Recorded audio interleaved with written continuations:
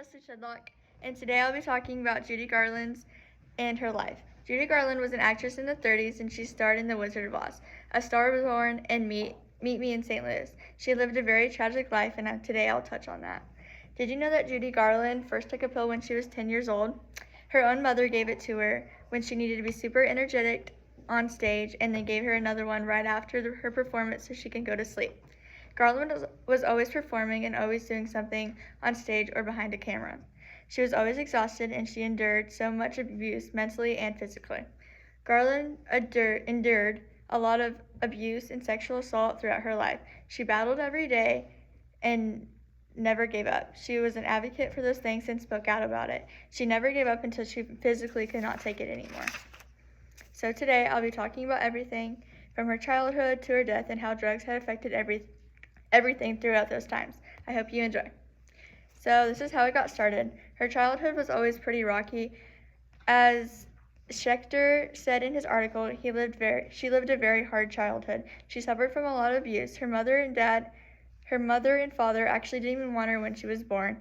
They planned on to abort her when they first found out, which was when she was like maybe 12 weeks old is when they found out she was pregnant. But they never got rid of her, and she grew to be this big star, and her mother grew in a big obsession with her. Her mom got her into showbiz, and it pretty much ruined Garland's life. Her mother got her into drugs, and she was exhausted all the time. The manager her mom got her and abused her and put her on a very strict diet, which it was chicken broth and cigarettes so she can lose weight for her roles that she played in. Her time behind the scenes was also very bad because when she was in The Wizard of Oz, she was sexually assaulted by 40-year-old men when she was at the age of 14. She faced it a lot during that movie, actually. She was so young and had to deal with that. And I personally think that men should learn how to keep it in their pants and not sexually assault 14-year-old girls. And her schedule was pretty much insane all the time. She went to school for maybe 5 hours, and then she went straight to set and worked on whatever movie she was on the time. And she usually would stay up till maybe 5 o'clock in the morning, sleep for 2 more hours, and then go to school at 7 o'clock. And so she was overworked by her management, but they didn't care, and they just wanted to make her into this big, movie star, which she did, and it really did help her get money, but it didn't help her physically or mentally. And so my second point is that all the toxic people in her life, her mom was a very, very toxic person in her life at the time. Her mom was basically evil. She was going to abort her. Obviously, that's terrible. And then when they kept her, she forced her to have a terrible life, and she didn't want that life, but she was forced to have it anyways.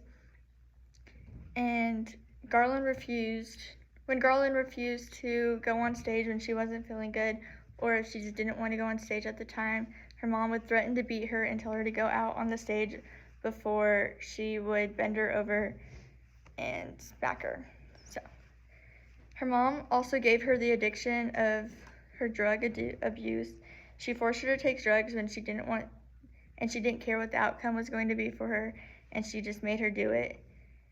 And her dad died when she was about 12 years old, and her mother remarried 2 years after on the day her dad actually died, and Garland just hated her stepdad and hated her mom for what she did, was marrying him, like literally the day he died, just 2 years later. And then MGM was the management she worked for, and they were forceful and didn't care that she was a little child and forced her to have eating disorders. They didn't care that she was on drugs. They didn't care that she was getting sexually assaulted. They just wanted to get money from her, and they just forced her to do stuff that she did not want to do. And MGM casted her in many roles, and they made her lose weight a lot and fix her posture so she can get more roles and get more money. And they did not care that she was like a teenager at the time. They just wanted money, and they didn't care how she was going to be. And so we're going to be talking about her death now. Garland was found in her locked bathroom in London at the time, and when she was dead, she was found like this, leaning over her toilet, and she was still holding her head. Her husband at the time found her, and she finally just had enough. She couldn't take anymore. She died from an accidental overdose because she had taken so many barbiturates, and her body simply couldn't handle the drug use anymore. She suffered her whole life, and she couldn't do it anymore. She died on June 22nd, 1969.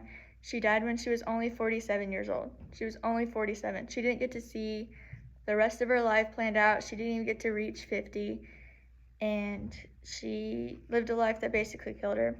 She would be 100 years old today if she was still alive.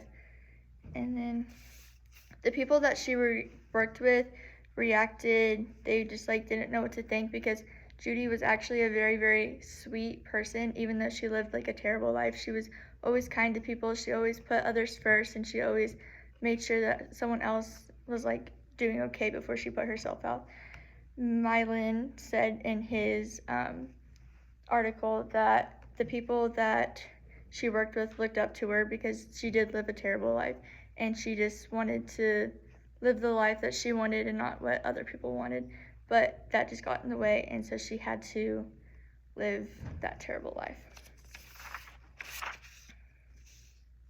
Her daughter was just stating that people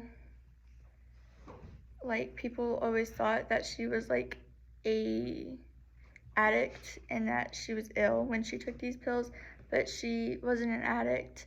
She just was forced to take those drugs and those pills to keep her alive, basically. And she looks up to her mom for enduring all of that abuse and sexual assault, and just having to deal with her mom throughout her whole life, and having to deal with MGM and how she lived her life, basically. And she looked up to her because she never gave up until she physically could not take it anymore. And so from what I talked about today, you can really tell she did struggle, and her childhood was a mess, and it did not get any better as she grew up.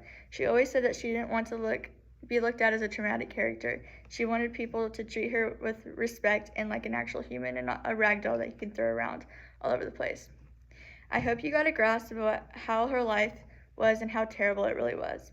She was a fighter, and she never gave up until she physically and mentally could not take it anymore. Thank you for listening to my speech.